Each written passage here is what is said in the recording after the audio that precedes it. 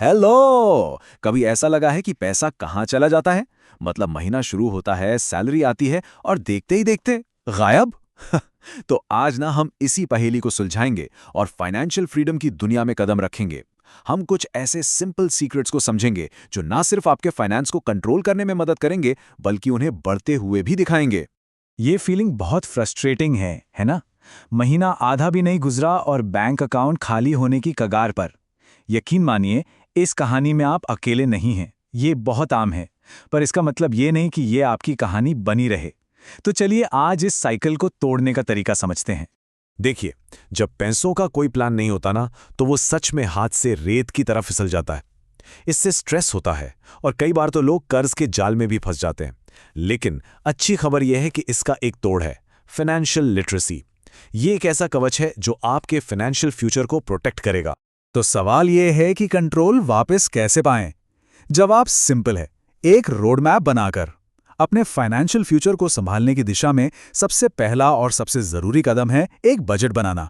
और देखिए, बजट का मतलब कोई बंधन नहीं है, बल्कि ये तो अपने पैसे को अपनी सबसे बड़ी ताकत बनाने का तरीका है। ये एक सिंपल सा रूल है जो पैसे को मैनेज करने का पूरा गेम बदल सकता है। सोचिए, आपकी जो भी इन हैंड सैलरी है उसका 50% जाएगा आपकी जरूरतों पर, जैसे किराया, ग्रोसरी, ईएमआई, ये सब। ठीक है। फिर आता है 30%। ये है आपकी चाहतों के लिए, मतलब मूवीज, दोस्तों के साथ डिनर, घूमना फिरना। और सबसे इंपॉर्टेंट, वो जो 20% है वो है आपकी बचत। ये पैसा आपके फ्यूचर के लिए है, आपकी वेल्थ बनाने के लिए। ये कॉन्सेप्ट ना एक असली गेम चेंजर है। मतलब कोई भी बिल भरने से पहले, कुछ भी खरीदने से पहले, सबसे पहले पैसा खुद को देना है। इसका मतलब है कि आपकी सेविंग्स और इन्वेस्टमेंट्स आपकी पहली प्रायोरिटी बन जाती हैं। ये आपके फाइनेंशियल फ्यूचर से किया गया एक ऐसा वादा है जिसे तोड़ा नहीं जा सकता। ये बस एक छोटा सा माइंडसेट शिफ्ट है, लेकिन इसका असर बहुत बड़ा होता है। पुराना तरीका क्या था? इनकम से खर्चे हटाओ और जो बचा वो सेविंग्स। नया और सही तरीका, इनकम से पहले सेविंग्स हटाओ और जो बचा उसे खर्च करो। सिंपल। अब आप अपने पैसे को बताते हैं कि उसे कहाँ जाना है। ठीक है, तो अब पैसा कंट्रोल में तो आ गया। अब बारी है इसे काम पर लगाने की। और यहीं पर एंट्री होती है कंपाउंडिंग के जादू की। ये वो सीक्रेट है जो छोटी छोटी बचतों को वक्त के साथ बहुत बड़ी वेल्थ में बदल देता है। तो आखिर ये कंपाउंडिंग है क्या भला? सिंपल भाषा में ये है ब्याज पर भी ब्याज कमाना। मतलब आपको सिर्फ अपने ओरिजिनल इन्वेस्टमेंट पर ही नहीं, बल्कि उस पर मिले रिटर्न पर भी रिटर्न मिलता है। ये एक स्नोबॉल की तरह है जो पहाड़ से लुढ़कते हुए छोटा सा शुरू होता है, पर नीचे आते आते विशाल हो जाता है। अब जरा इस चार्ट को देखिए, ये अपने आप में एक पूरी कहानी है। एक तरफ है इन्वेस्टर ए जो 20s में सिर्फ 100 रुपये रोज बचाता है, और दूसरी तरफ इन्वेस्टर बी जो 40s में 500 रुपये रोज बचाता है। कौन जीतेगा? आप सोचेंगे बी, लेकिन नहीं, ए जीतता है, और वो भी बड़े मार्जिन से। इससे एक बात साफ है, कब शुरू करते हैं, ये कितना शुरू करते हैं, उससे कहीं ज्यादा जरूरी है। सेविंग और इन्वेस्टिंग, अक्सर लोग इन दोनों को एक ही चीज समझ लेते हैं, पर सच तो ये है कि दोनों में जमीन आसमान का फर्क है। एक आपके पैसे को सेफ रखता है तो दूसरा उसे ग्रो करता है, यानी बढ़ाता है।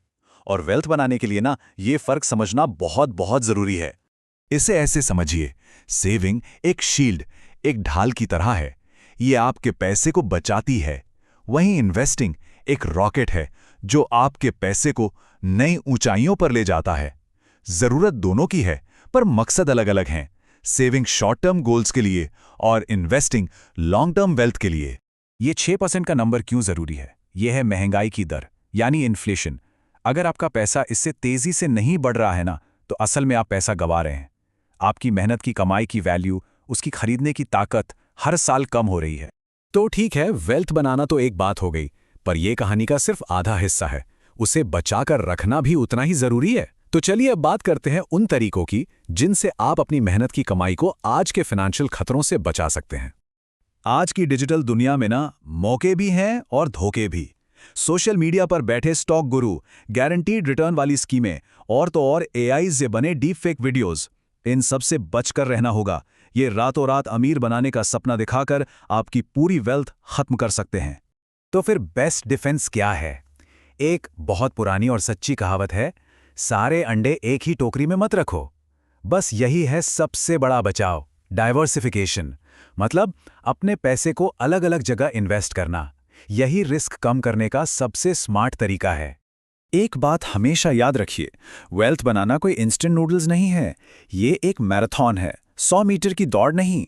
इसमें सब्र चाहिए, डिसिप्लिन चाहिए और एक लंबा नजरिया चाहिए। जो लोग फटाफट मुनाफे का वादा करते हैं ना, वो असल में आपको फेलियर की तरफ धकेल रहे होते हैं। तो एक आत्मनिर्भर यानी सेल्फ रिलायंट इन्वेस्टर कैसे बने, ये रहा आपका फ्रेमवर्क। सिर्फ 4 स्टेप्स। पहला, अपने फाइनेंशियल गोल्स प्लान करो। दूसरा, अपने सारे खर्चे ट्रैक करो। तीसरा, हर मौके पर खुद रिसर्च करो। और चौथा और सबसे जरूरी, किसी भी टिप को सिर्फ और सिर्फ सेबी रजिस्टर्ड एडवाइजर से ही वेरीफाई करो। तो चलिए फटाफट सब कुछ समेटते हैं। मेन टेकअवेज क्या है? पहला रूल है income minus savings is equal to expense. दूसरा गोल है इन्फ्लेशन को बीट करना, नहीं तो पैसा अपनी वैल्यू खो देगा। तीसरा शील्ड है डाइवर्सिफिकेशन, यानी अपने पैसे को फैलाना। और चौथा चेक है सिर्फ सेबी रजिस्टर्ड एडवाइजर पर भरोसा करना। बस ये 4 बातें और आपका फाइनेंशियल फ्यूचर सिक्योर हो सकता है। तो जाने से पहले एक सवाल आपके लिए छोड़ जाते हैं।